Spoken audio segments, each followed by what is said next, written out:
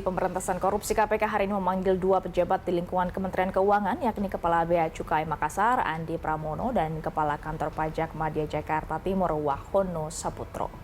Ya, pemanggilan keduanya guna mengklarifikasi terkait harta tak wajar dari keduanya. Kedua aparatur sipil negara Kementerian Keuangan ini datang ke Gedung Merah Putih KPK di waktu yang tak jauh berbeda. Kepala Kantor Pajak Madya Jakarta Timur Wahono Saputro tiba di gedung KPK sekitar pukul 8:47 waktu Indonesia Barat. Wahono hendak menjalani proses klarifikasi harta kekayaan yang dia laporkan ke LHKPN, yakni sebesar 14 miliar rupiah. Sementara Andi Pramono tiba setelah Wahono, yakni sekitar pukul 9:18 pagi tadi. Keduanya kompak tak memberikan keterangan kepada awak media saat tiba di gedung KPK.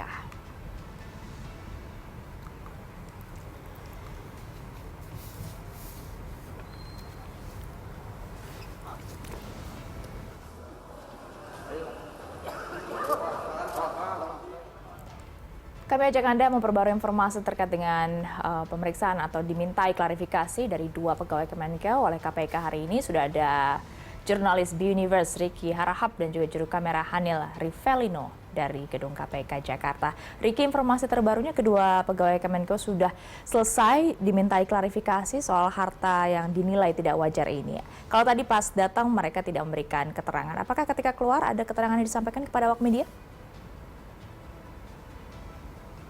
Ya, sekitar 7 jam memang pemeriksaan terhadap kedua pegawai Kementerian Keuangan ini, Stefani dan juga pemirsa, yang dilakukan oleh tim LHKPN Kedeputian Pencegahan KPK.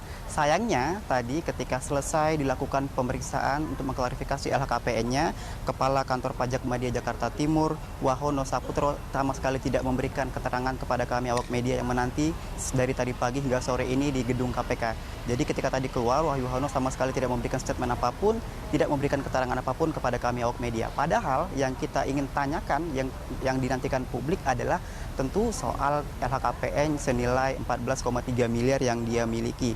Tentu hal ini juga tidak masuk akal begitu dibandingkan dengan gaji bosnya sendiri yang merupakan Dirjen Pajak Suryo Utomo dengan LHKPN-nya mencapai 14,4 miliar. Jadi perbandingannya antara Kepala Dirjen Pajak Madya Jakarta Timur ini hanya 100 juta dibandingkan dengan Dirjen Pajak Suryo Utomo. Inilah yang menjadi pertanyaan kita bersama tentang hal harta tidak wajar yang ditemukan di dalam LHKPN dari Wahono Saputro. Kemudian juga sebenarnya yang ingin digali lebih dalam oleh tim penyidik KPK, yaitu seputar peran dari istri Wahono Saputro yang diduga memiliki saham di dua perusahaan yang sama seperti istri dari Rafael Alun. Jadi ini adalah pengembangan dari pemeriksaan dan penyelidikan.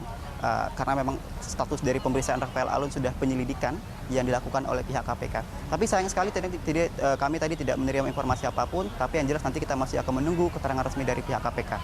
Selain dari Wahono Saputro, memang di hari ini diagendakan juga ada Kepala Kantor Bea Cukai Makassar, Andi Pramono, yang hari ini juga hadir untuk dimintai klarifikasi terkait dengan LHKPN miliknya. Tadi setelah dilakukan pemeriksaan selama kurang lebih 7 jam, Andi Pramono menyebutkan ada beberapa poin yang ia sampaikan. Ia mengklaim bahwasannya dirinya telah rutin melaporkan LHKPN setiap tahunnya kepada pihak KPK. Kemudian juga rumah yang sempat viral, kalau Anda masih ingat Stefani dan juga pemirsa, yang sempat viral, ini memang diduga bukan diambil oleh akun pribadinya tapi diambil oleh orang lain. Dan tadi maksud kami Andi Pramono mengkonfirmasi bahwa rumah tersebut adalah rumah orang tuanya dan belum diwariskan kepada dirinya, sehingga ketika di lokasi dirinya hanya menjaga rumah dan orang tuanya. Seperti itu yang disampaikan oleh Andi Pramono. Kemudian juga yang sempat viral terkait dengan postingan anak dari Andi Pramono yang kerap sekali menggunakan brand-brand ternama dengan harga fantastis. Tadi ini diklarifikasi oleh Andi Pramono. Ia menyebut bahwa anaknya yang perempuan tersebut saat ini memang sedang berada di luar negeri. Ia sudah dewasa dan juga sekarang sedang menekuni sebagai selebgram dan menekuni dunia fashion. Jadi hal-hal yang ia tampilkan itu dinilai masih dalam batas wajar karena memang sudah dewasa begitu kira-kira yang disampaikan oleh Andi Pramono. Kemudian juga Andi Pramono menyebut bahwasannya dirinya selama pemberitaan akhir-akhir ini memang merasa tertekan sehingga perlu mengklarifikasi. Dengan adanya proses klarifikasi tadi ia merasa lebih tenang dan lebih tercerahkan begitu. Namun tidak menyebutkan sama sekali terkait dengan apa hasil pemeriksaan, apa saja yang ditanyakan oleh tim dari LHKPN KPK. Ini Andi Pramono tidak menyebutkan kepada kami awak media.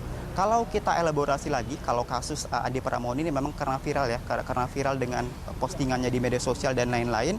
Ini selain itu juga terjadi adanya peningkatan LHKPN-nya dalam satu dekade ini terus mengalami peningkatan. Di tahun 2011 di laporannya LHKPN milik Andi Pramono mencapai 1,8 miliar. Saat itu posisinya sebagai Kepala Seksi Penindakan Kantor Wilayah Direktorat Bea Cukai Riau. Di 2016 ini naik menjadi 5,8 miliar LHKPN miliknya. Saat itu posisinya menjabat sebagai Kepala Kantor Pelayanan Bea Cukai Teluk Bayur, dan di 2021 naik menjadi 2 digit sekitar 13,7 miliar. Inilah terus mengalami kenaikan selama satu dekade terakhir.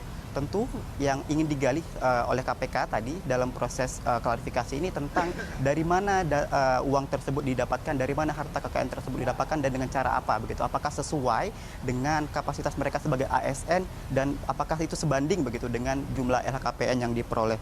Tentu tak hanya itu, memang pemeriksaan ataupun proses klarifikasi tadi ini bukan hanya berkaitan dengan perorangan, tetapi juga berkaitan dengan relasi keluarga.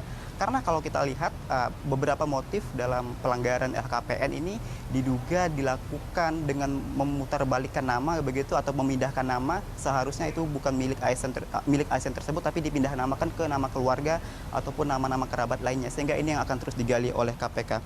Tahapnya hari ini masih klarifikasi, Stephanie dan juga pemirsa, masih klarifikasi soal LHKPN.